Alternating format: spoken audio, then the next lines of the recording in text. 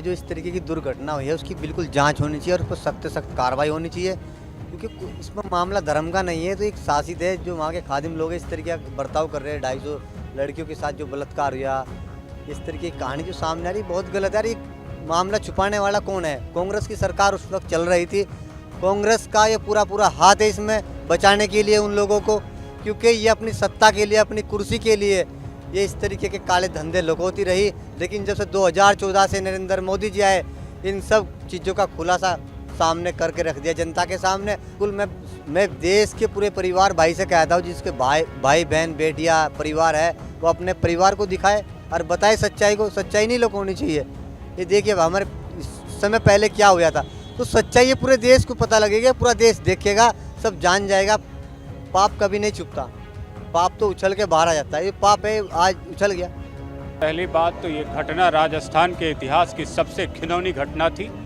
इस घटना के संज्ञान में आने के तुरंत बाद एक मिलिट्री ऑपरेशन की ज़रूरत थी, जिसमें उन तमाम लोगों को जो मुस्लिम वहाँ के चिश्ती थे, उन सब की डेड बॉडियों को ज़मीन में गाड़ दिया जाना चाहिए था, ऐसे जघन्य अपराध करने के बाद। तो उनके लिए कुछ टिप्पणियाँ? मैं तमाम इस्लामिक संगठनों को कहूँगा, जो 500 बेटियों के बलात्कारी हैं, उनके साथ खड़े रहो तुम, उनकी तरफदारी करो तुम, क्योंकि वो तुम्हारी ही कौम के लोग हैं, तुम्हारे ही जाति के लोग हैं, तुम्हारे ही धर्म के लोग हैं। और ये जघन्य कृत्य करने वाले के साथ जो खड़ा है वो बेटियों का रेपिस्ट है, वो बेटियों का अपराधी है, वो राजस्थान का अपराधी है। उसके साथ राजस्थान के बच्चों के साथ साथ भारत के लोगों को भी निपटने की तरीके आने चाहिए। किसी को रिहा नहीं करती। ये राज्य सरकार की, केंद्र वो कांग्रेस पार्टी की पैरवी का नतीजा है कि वो अपराधी जेलों से बाहर है। महिलाओं का सम्मान करना अगर सीखा है तो 92 के ऊपर आ रही फिल्म का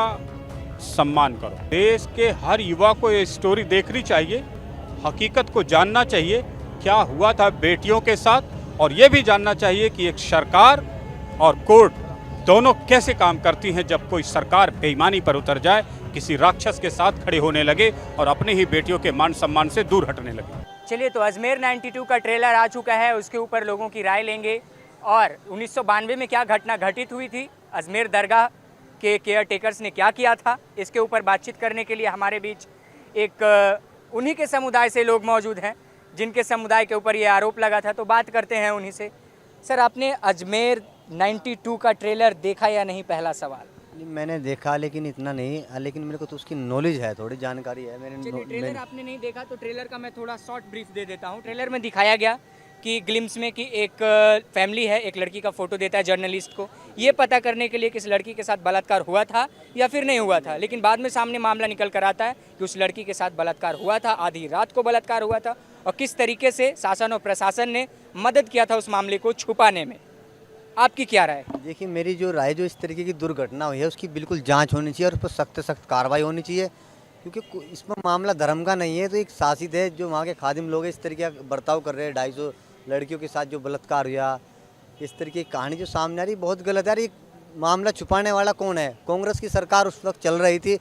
कांग्रेस का ये पूरा हाथ है इसमें बचाने के लिए उन लोगों को, क्योंकि ये अपनी सत्ता के लिए, अपनी कुर्सी के लिए ये इस तरीके के काले धंधे लगोती रही। लेकिन जब से 2014 से नरेंद्र मोदी जी आए, इन सब चीज़ों का खुलासा सामने करके रख दिया जनता के सामने। आज पूरे देश के सामने ये मामला है, पूरा देश देखेगा और जान जाएगा क्या सच था और क्या सही था। सर, आपके समुदाय के लोग ही इस मूवी का बॉयकॉट करने की बात? देखिए, बिल्कुल करेगा, क्योंकि मेरे समाज के जो लोग हैं वे नहीं मजार को मानते, नहीं जाते हैं, वे तो खुदा को मानते हैं, उसकी पूजा करते हैं, उसकी इबादत करते हैं। वे तो एक वली है, पीर पैगंबर है, उन पे हम, वे अल्लाह थोड़ा ही है, वे ईश्वर थोड़ा ही है, वो तो एक अवतार है। तो इस तरीके के जो वहाँ पे लोग भटक रहे हैं, जा रहे हैं, वो गलत बातें नहीं जाना चाहिए। कि ईश्वर को, भगवान को, खुदा को मानना चाहिए, उसकी इबादत करनी चाहिए। और जो इस तरीके की वहाँ दुर्घटना हो रही है उन पर सख्त से सख्त कार्रवाई होनी चाहिए, उनकी जांच होनी चाहिए, क्योंकि कांग्रेस, राजस्थान में कांग्रेस की सरकार चल रही थी। अगर बचाने का काम किया है तो कांग्रेस के लोगों ने किया है, कांग्रेस की सरकार ने किया उन्हें बचाने का। आज मोदी जी की सरकार आई है, आज सारे जितने घोटाले सारे सामने ला कर रखने का काम किया है। एक निजी सवाल पूछता हूँ, आपके घर में बहन बेटियाँ हैं? बिल्कुल है। क्या आपने बहन बेटियों को राजी कर पाएंगे अजमेर 92 दिखाने के लिए, क्योंकि उसमें उन्हीं के लिए दिखाया गया है चीज़? नहीं बिल्कुल, मैं देश के पूरे परिवार भाई से कहता हूँ, जिसके भाई बहन बेटियाँ परिवार है, वो अपने परिवार को दिखाए और बताए सच्चाई को। सच्चाई नहीं लोग होनी चाहिए। ये देखिए अब हमारे समय पहले क्या हुआ था, तो सच्चाई ये पूरे देश को पता लगेगा, पूरा देश देखेगा, सब जान जाएगा। पाप कभी नहीं छुपता, पाप तो उछल के बाहर आ जाता है। ये पाप है, आज उछल गया तो कब। आरोपी को 7 साल में छोड़ दिया जाता है उम्र कैद के सजा के बावजूद, इस पर आपकी राय? मेरी इस पर राय बता दो ना मैं आपकी, सब कांग्रेस का हथकंडा है। कांग्रेस ने अपना आप को सत्ता में लाने के लिए, अपनी सरकार चलाने के लिए, केंद्र में लाने के लिए, अपना आप को जिंदा रखने के लिए उन्हें बचाने का काम किया है कांग्रेस ने। लेकिन मोदी जी ने कहा है मैं कोई पापी को नहीं छोड़ दूंगा, कोई पाप। बाबा जी ने भी कहा है माफिया को बुलडोजर चला दिया जाएगा, और जितने भी क्राइम, चाहे वो बेटी का मामला हो, चाहे वो किसी तरीके का मामला हो, उस पर सख्त सख्त कार्रवाई होगी, जेल में डालने का काम किया जाएगा। अभी हमने देखा नहीं है, बट 92 की स्टोरी हमें पता है। चलिए सर, स्टोरी आपको पता है। ट्रेलर का मैं इन शॉर्ट आपको बता देता हूँ। ट्रेलर में दिखाया गया है कि एक जर्नलिस्ट को एक तस्वीर दी जाती है एक लड़की की, फाइंड आउट करने के लिए कि इस लड़की के साथ बलात्कार हुआ था या फिर नहीं। बाद में पता चलता है उस लड़की के साथ आधी रात को बलात्कार हुआ था, और प्रशासन और शासन उस मामले को छुपाने में किस तरीके से मतलब सहज उतरी थी, सक्षम हो गई थी। तो आपका क्या कहना है इस ट्रेलर के शॉट पे? आपको सबसे पहली बात तो ये घटना राजस्थान के इतिहास की सबसे घिनौनी घटना थी।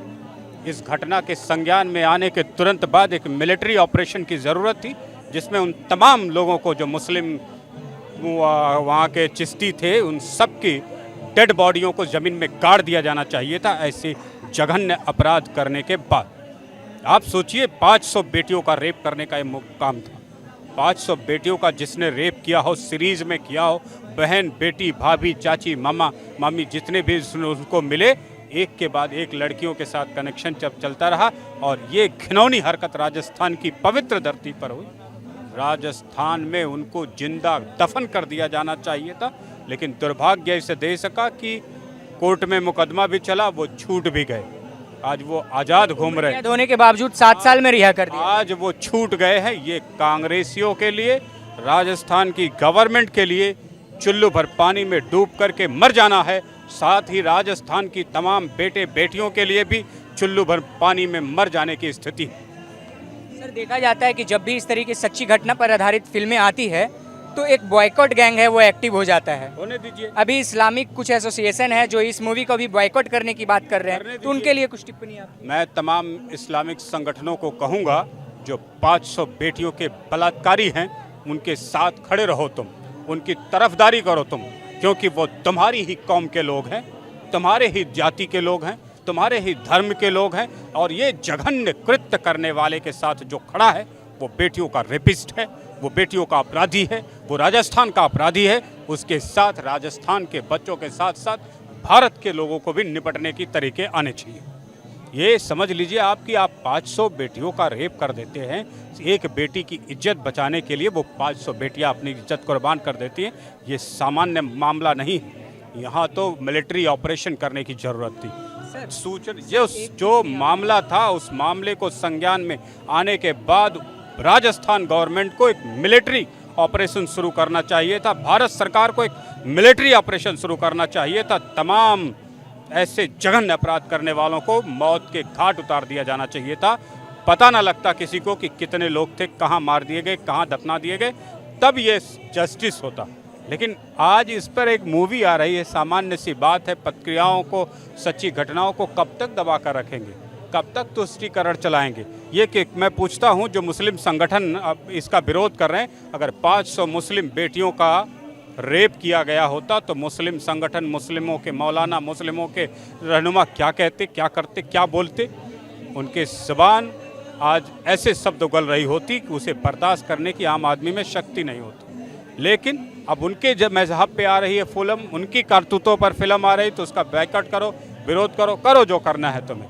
जो सच है वो 100 साल बाद भी निकल के आता है, 500 साल बाद भी निकल के आता है, उसे रोक नहीं सकते आप। तब हाँ, थोड़ा बहुत ऊपर नीचे होता है, लेकिन वो सच किसी न किसी दिन, किसी न किसी रूप में निकल कर आएगा। अच्छा, एक चीज़ बताइए, जब ये टेलीविज़न का, ये सोशल मीडिया का ज़माना नहीं था, 92 की ये घटना किताबी पन्नों में किसी कोर्ट के रूम तक सीमित थी। जब ये सोशल मीडिया का ज़माना आया तो गांव-गांव, गली-गली हर बच्चे के मोबाइल तक पहुंची है ना। कौन रोक रहा है उसको? कौन रोक लेगा? सच को रोकना बहुत मुश्किल काम है आज के ज़माने में। और धमकी देना, बाइकाट करना, सच का बाइकाट करोगे? उन बेटियों के रेपिस्टों का सपोर्ट करोगे? कर लो तुम सपोर्ट, रेपिस्टों का कर लो, कातिलों का कर लो। वो जो बेटियां आत्महत्या कर ली रेप के बाद, उनके विरुद्ध में खड़े हो जाओ तुम्हें। तुमने महिलाओं का सम्मान करना अगर सीखा है तो 92 के ऊपर आ रही फिल्म का सम्मान करो। सर मैं इंटरप्ट कर रहा हूँ आपको। एक बहुत ही महत्वपूर्ण सवाल है कि कोर्ट जिस तरीके से जिस आरोपी को उम्र कैद की सज़ा हो जाए 7 साल में उसको रिहा कर देता है, तो कोर्ट के इस फैसले पर कुछ टिप्पणी हो सकती है? कोर्ट का ये फैसला एक्चुअली कोर्ट ने उसे रिहा नहीं किया है। आप ये समझ ले, इसे राज्य सरकार ने रिहा किया है। कोर्ट किसी अपराधी को रिहा करने का ऑर्डर नहीं देती है जब तक राज्य सरकार उसकी पैरवी ना करे। एक ऐसे अपराधी की जिसने जघन्य अपराध किया हो, एक ऐसे अपराधी की जिसने मानवता को शर्मसार कर दिया हो, पूरे समाज को शर्मसार कर दिया हो, बेटी को शर्मसार कर दिया हो, बाप को शर्मसार किया हो, भाई को शर्मसार किया हो, राज्य को शर्मसार कर दिया हो, उस पर कोर्ट किसी को रिहा नहीं करती। ये राज्य सरकार की, केंद्र वो कांग्रेस पार्टी की पैरवी का नतीजा है कि वो अपराधी जेलों से बाहर है। सर 21 जुलाई को ये फिल्म रिलीज हो रही है, आप देखने जा रहे हैं? मैं फिल्में बहुत कम देखता हूँ और उम्मीद बहुत कम है कि मैं इसको थिएटर में जाऊंगा देखने, पर क्योंकि इनकरेज करेंगे बच्चों को, क्योंकि कॉलेज छात्राएं भी शामिल थी उस जो घटना 92 में हुई थी उसमें, तो छात्रों को करेंगे आप इनकरेज की मूवी देखने जाएं, सच्चाई को जाएं? देश के हर युवा को ये स्टोरी देखनी चाहिए, हकीकत को जानना चाहिए क्या हुआ था बेटियों के साथ, और ये भी जानना चाहिए कि एक सरकार और कोर्ट दोनों कैसे काम करती हैं जब कोई सरकार बेईमानी पर उतर जाए, किसी राक्षस के साथ खड़े होने लगे और अपनी ही बेटियों के मान सम्मान से दूर हटने लगे। चलिए बहुत शुक्रिया। तो ये था अजमेर 92 के ट्रेलर के ऊपर चर्चा। आगे भी इसके ऊपर खबरें बनाएंगे, इसके ट्रेलर के ऊपर बातें होंगी। तब तक के लिए दीजिए हमें इजाज़त। बहुत बहुत शुक्रिया।